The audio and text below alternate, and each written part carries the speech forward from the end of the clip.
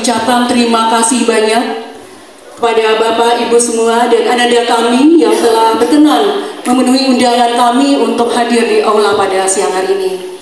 Adapun tujuan dari kegiatan yang kita laksanakan pada siang hari ini adalah untuk merumuskan bersama atau mengidentifikasi dan melakukan pemetaan aset sekolah bersama komunitas sekolah yang melibatkan kepala sekolah, unsur pimpinan, kemudian Bapak Ibu majelis guru, kemudian tokoh masyarakat, orang tua siswa, dan kemudian juga perwakilan siswa. Jadi kita semua bersama-sama nanti merumuskan dan memetakan aset apa saja yang tersedia di sekolah kita. Bismillahirrahmanirrahim.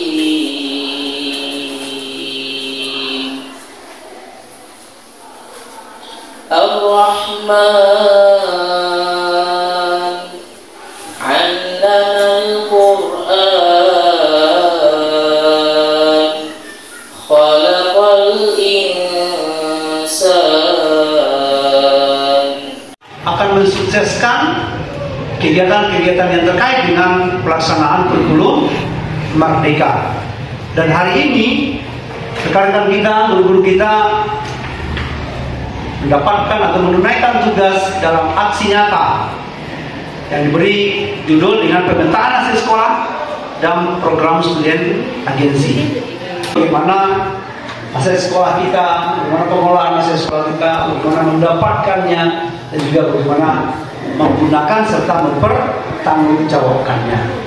Nah, ini tentu menjadi hal yang luar biasa sekali.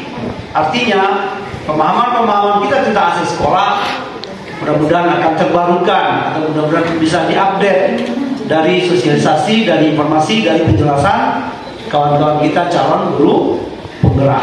Apa-apa saja yang termasuk di dalam 7 modal tersebut, berikutnya kita dengarkan penjelasan dari Ibu Ayu dan Ibu Susi. Kami persilakan kepada Ibu Ayu koordinasi SPG untuk menjelaskan lebih lanjut.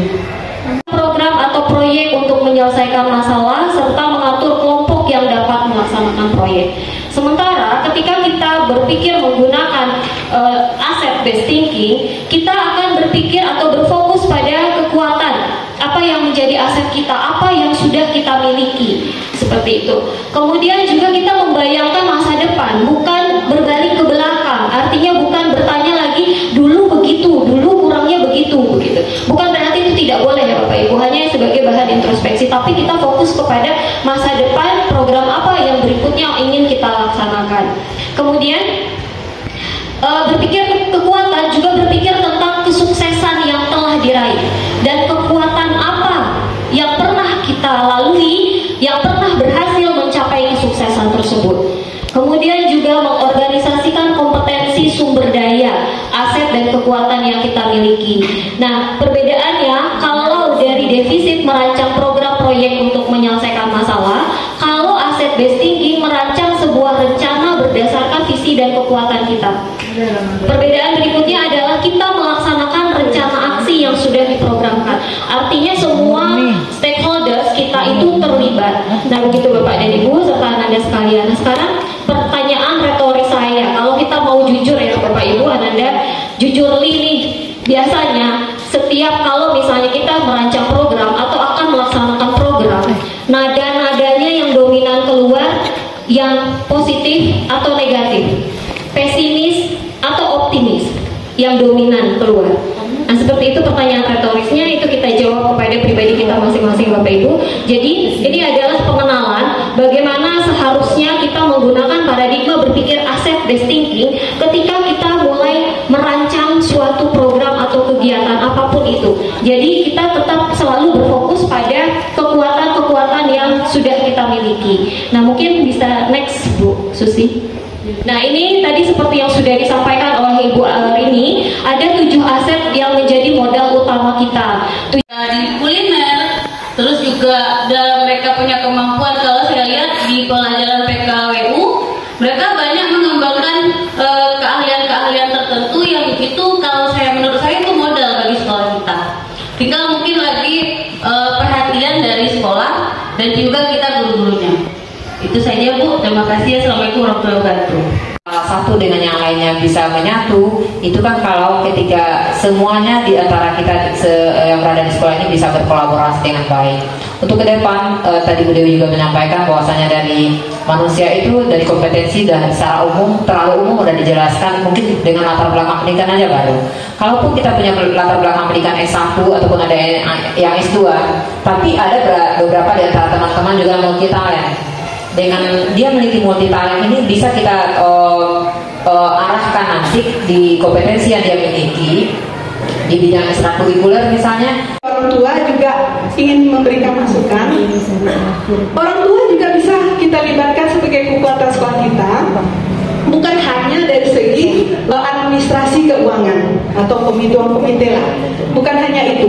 Bahkan kita juga bisa minta pengalaman, kemudian bahkan juga bisa mendatangkan guru tamu lah ya, dari orang tua. Saya mengusulkan tentang bagaimana kita memelihara kearifan lokal.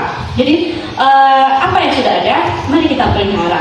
Maksudnya mari kita lakukan penghijauan. Nah kita kan di dalam kurikulum Merdeka juga ada namanya kearifan lokal kita. Bukan hanya sekedar merandang Bapak Ibu ya. Kearifan lokal itu sebenarnya merawat tanaman, merawat aset fisik yang ada. Itu juga kearifan lokal. Dan kami ingin seandainya nanti kepada Bapak Ibu CGP, mari kita bukan saja ini bukan sekedar tanggung jawab beliau saja. Sebenarnya tanggung jawab kita bersama Bapak Ibu juga Anda semua.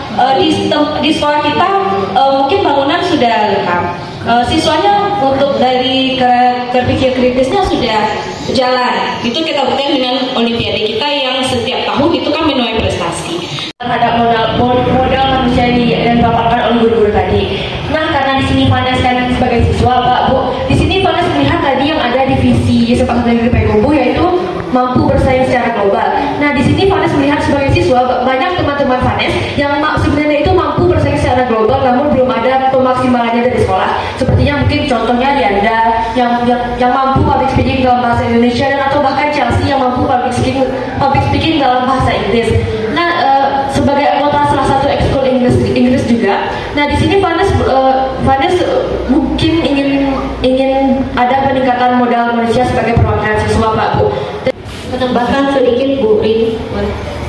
Ya, baik, terima kasih masukannya. Saya juga sepakat dengan apa yang disampaikan Ibu Murni. Jadi di sini bisa kita tambahkan untuk aset manusia.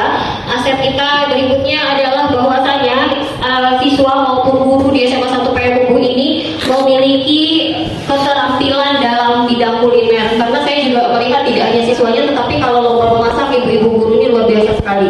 Dan rasanya juga sangat luar biasa bagi lidah saya terutama.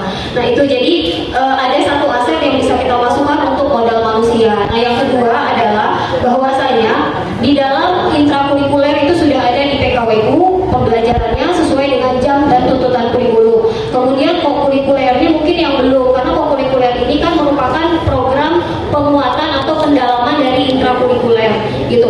Harus dibawa pengawasan sekolah begitu. Jadi bukan sekedar dipelajari kemudian sudah tahu hasil belajarnya ya sudah begitu saja, mungkin dipraktekkan di rumah saja, tetapi bagaimana kita mengembangkan ini menjadi sebuah program atau proyek wirausaha dari anak-anak SMA 1 yang menjadi aset kita, sehingga kalau Bapak Ibu mengingat kembali visi mampu bersaing secara global.